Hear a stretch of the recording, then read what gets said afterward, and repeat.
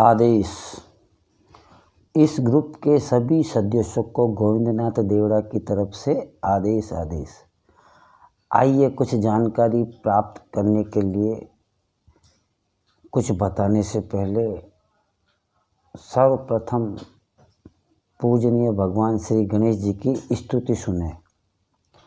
ओम नमो विघ्न राजाय सर्व सौख्य प्रदायिनी दुष्टारिष्ट विनाशाय पराय परमात्मने लंबोदरम महावीर्य नाग यज्ञ प्रशोभितम अर्धचंद्रधरम देवं विघ्न व्यू विनाशनम ओम ह्रां ह्रीं ह्रूं ह्रीं ह्रूं हेरम्बाय नमो नमः। सर्वा सिद्धि प्रदोषी तुम सिद्धि बुद्धि प्रदो भव चिंतितार्थ पदसतहिं शतक मोदक प्रिय सिंधुरारूण वस्ते च पूर्जितो वरदायक इद गणपति स्तोत्रम यः पठेत भक्ति मानर तस्य देहं च गेहं च स्वयं लक्ष्मी मुच्यति।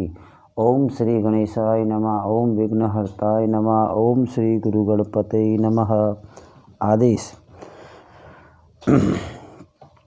सर्वप्रथम इस YouTube के स्थायी सदस्य और आने वाले सभी सदस्यों को बहुत बहुत प्रणाम। आप हमारा ये जो वीडियो सुनते हो समझते हो उसके लिए आपको कोटि कोटि धन्यवाद। आज हम बात करेंगे 10 महाविद्याओं में तीसरी महाविद्या जिससे ब्रह्मास्त्र धारिणी भी बोलते हैं।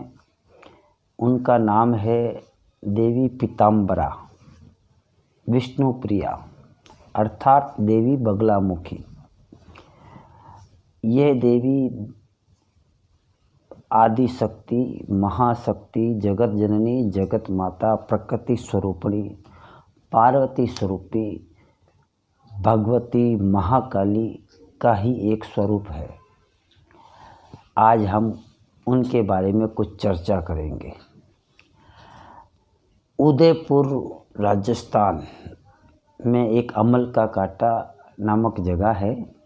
वहाँ के रहने वाले हमारे ही नाम राशि जिनका नाम है गोविंद राम चौधरी,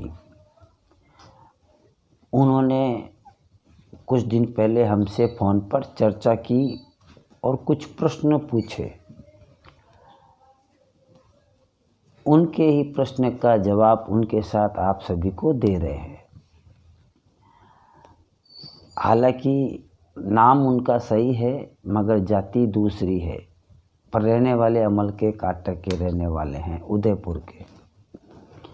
उनसे परमिशन लेने के बाद ही उनका अनुभव आप सभी से साझा कर रहे हैं और उनके प्रश्न का जवाब भी देंगे।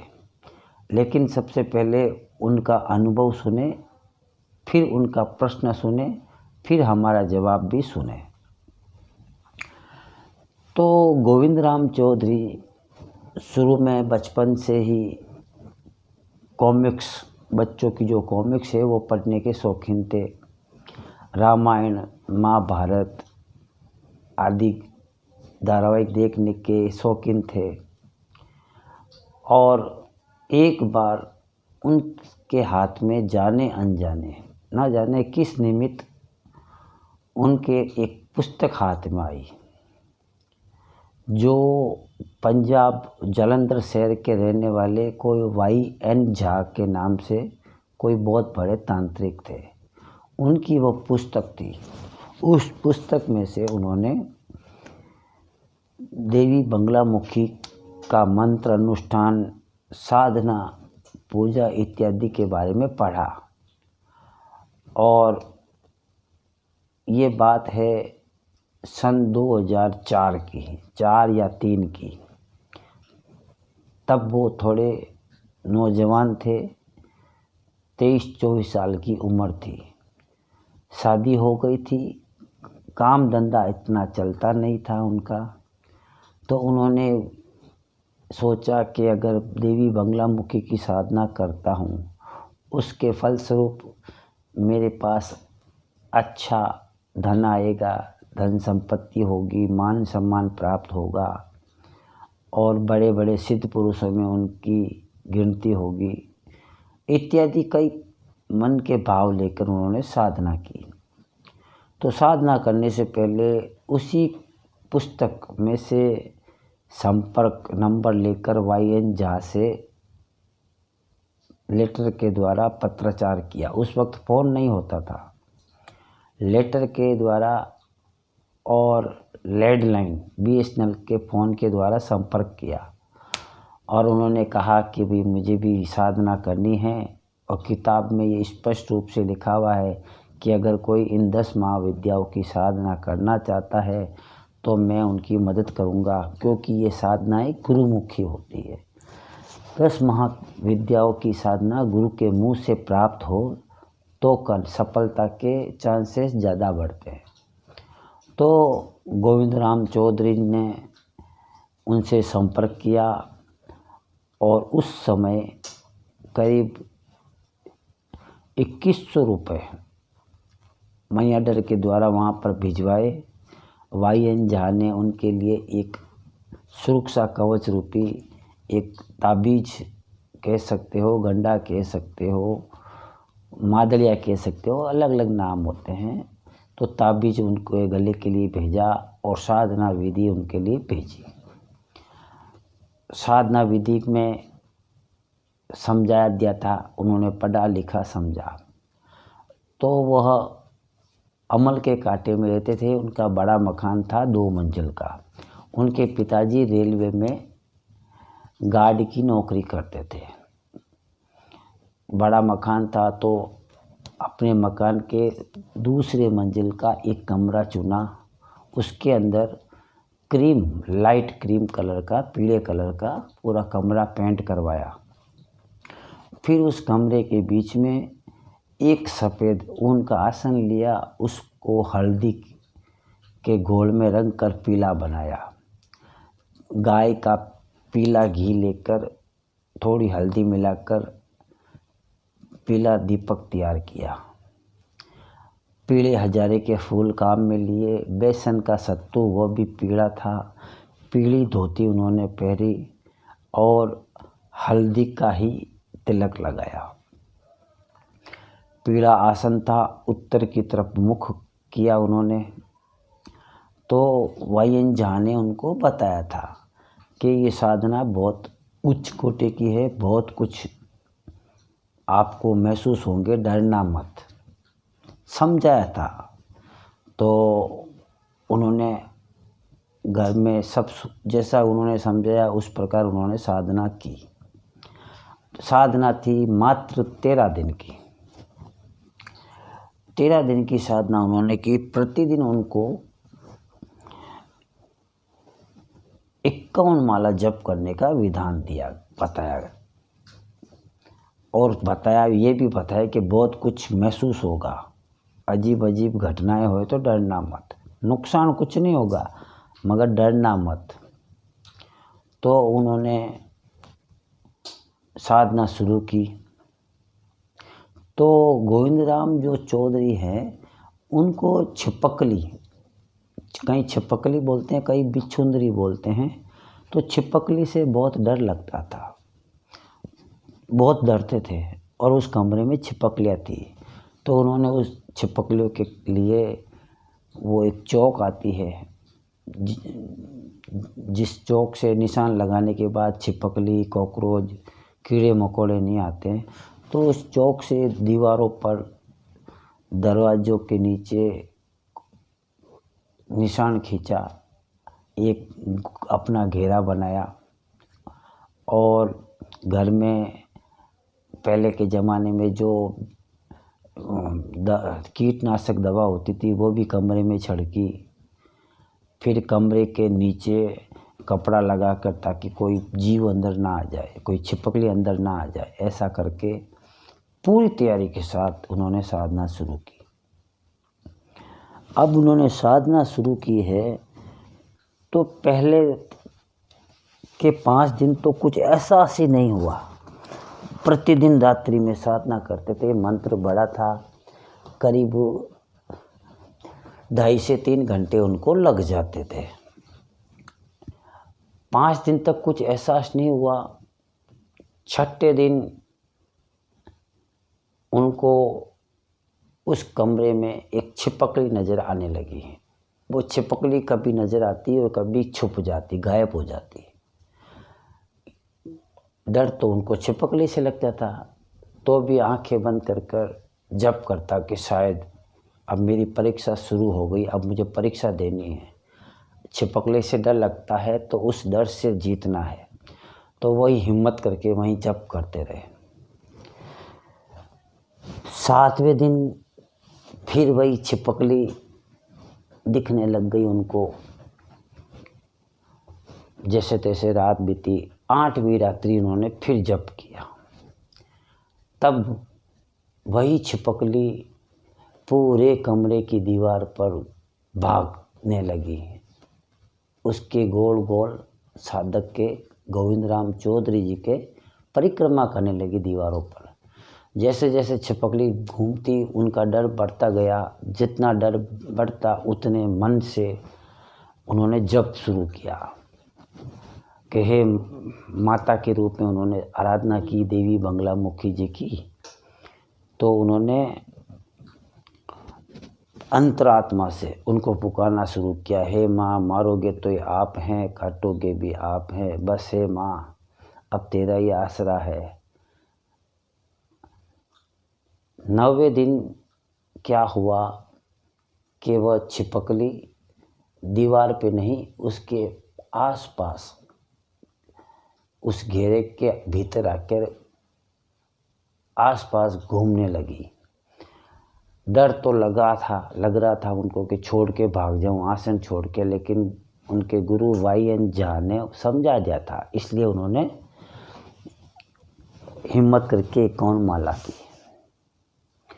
10वें दिन वही छिपकली जप करने के दौरान की बात है, उनका अनुभव है।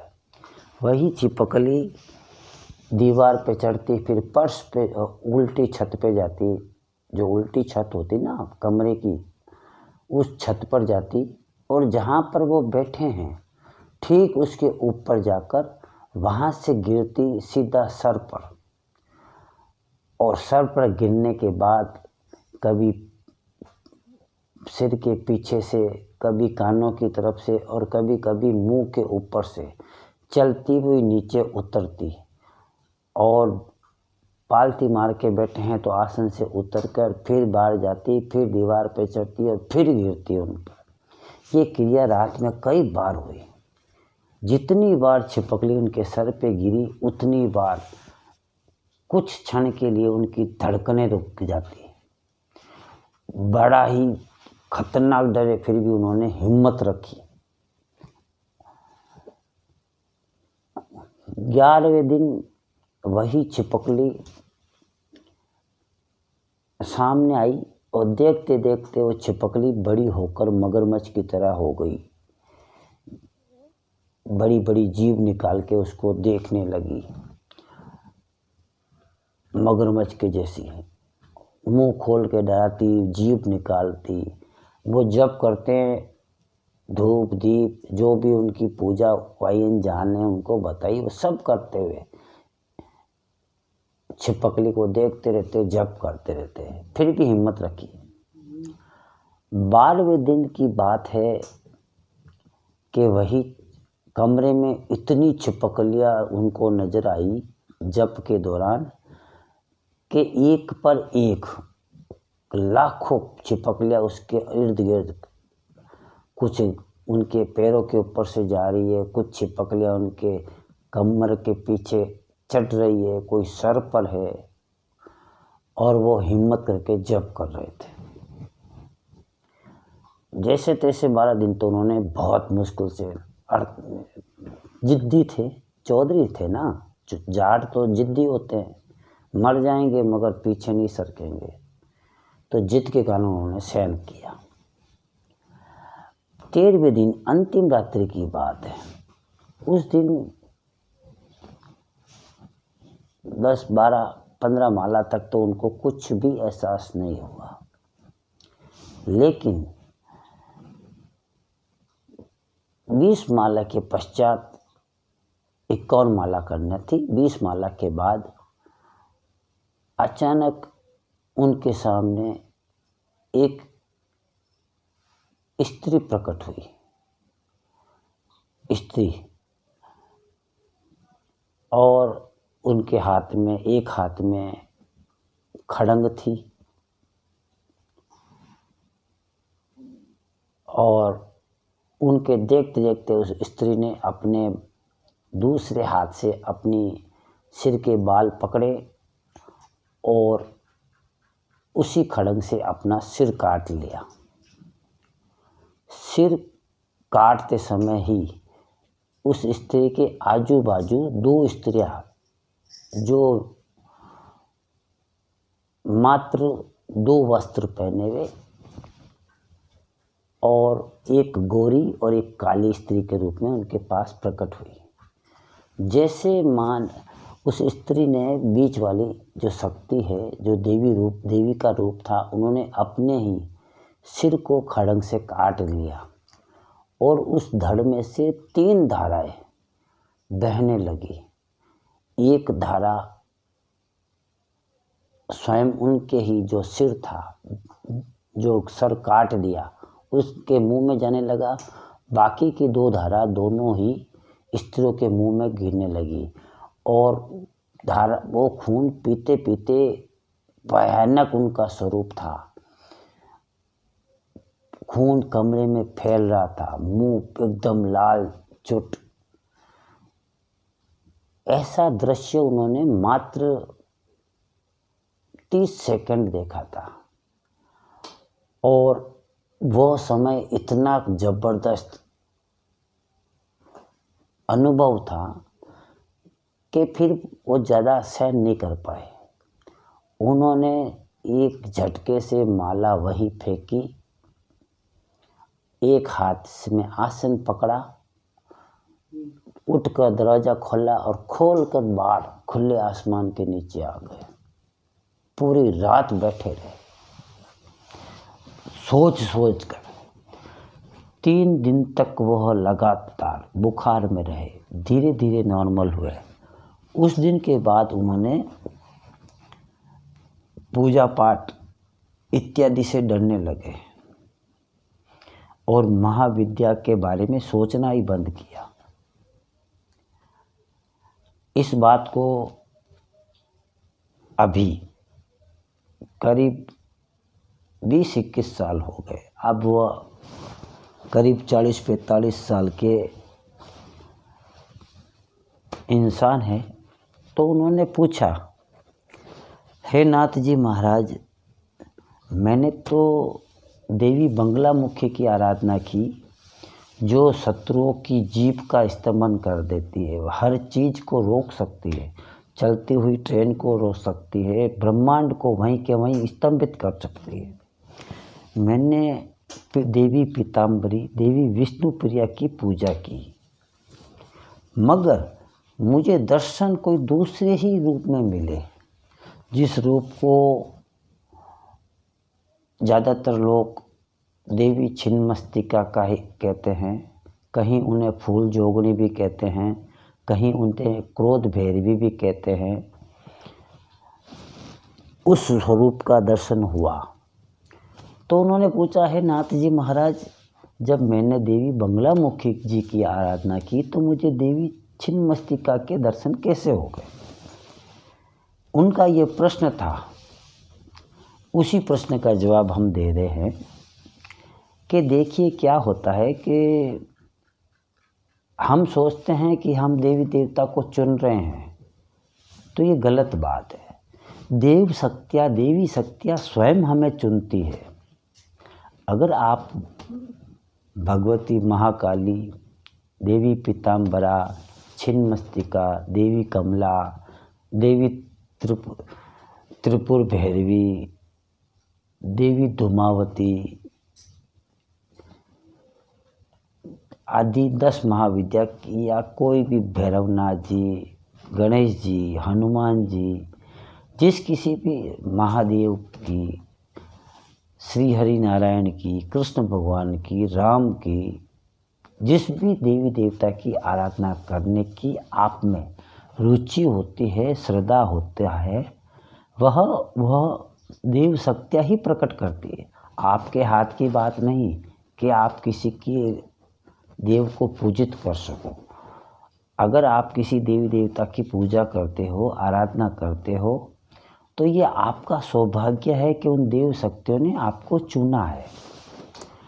तो ठीक उसी प्रकार आप पिछले जन्म में देवी छिन्नमस्तिका के बहुत बड़े साधक थे और साधना करते करते आप संसार से विदा हो गए।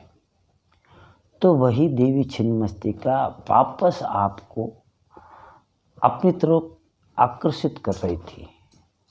और देवी छिन्नमस्तिका कहो या देवी बंगलामुखी है तो 10 महाविद्या माना जाए तो सब में मूल स्वरूप शक्ति का है। मूल स्वरूप मूल जड़ तो शक्ति है, उनके अलग अलग स्वरूप है।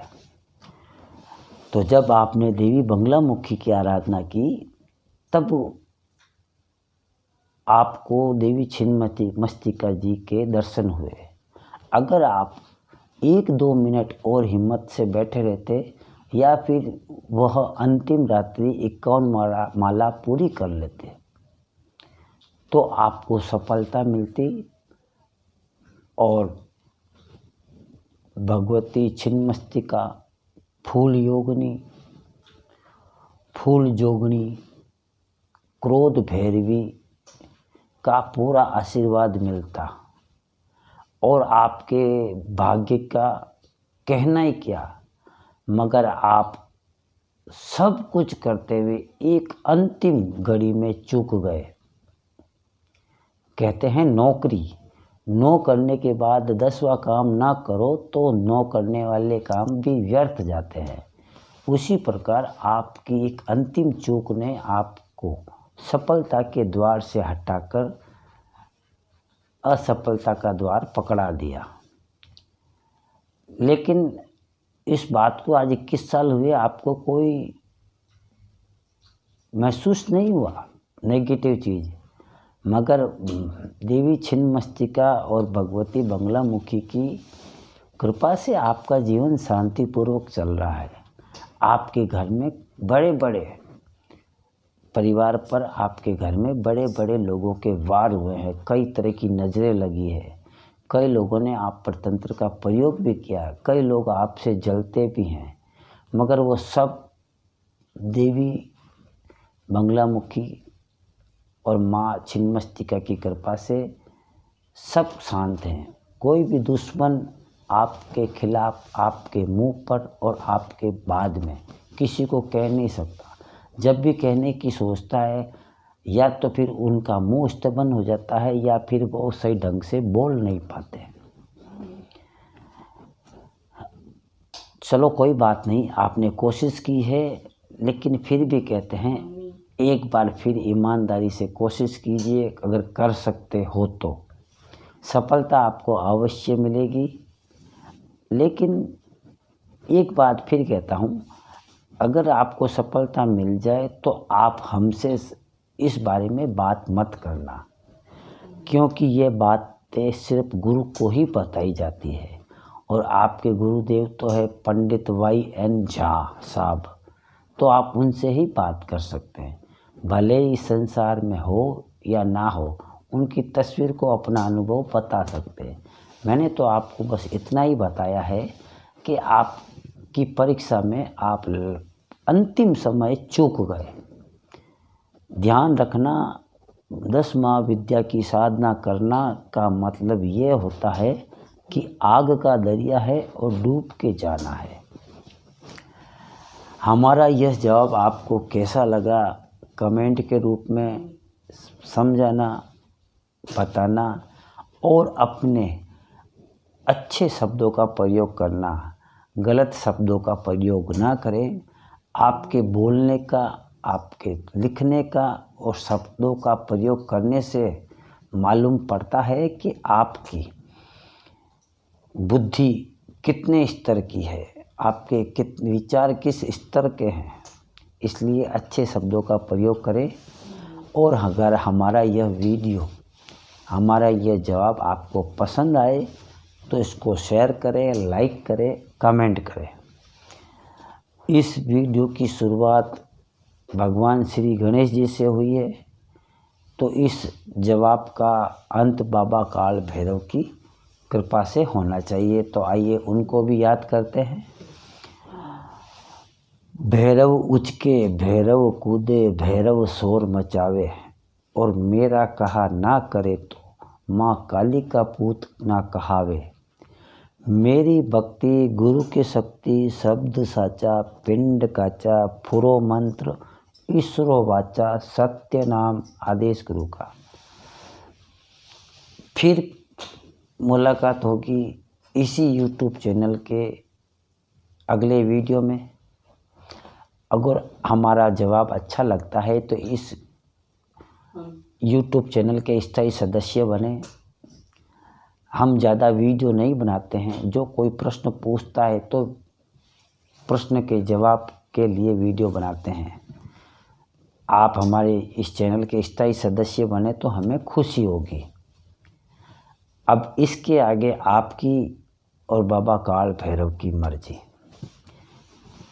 इसी के साथ इस वीडियो का अंत करते हैं। जय श्री काल भैरव आदेश आदेश। ब्रह्म ब्रह्म ब्रह्म ब्रह्म ब्रह्म काल भैरवाय नमः।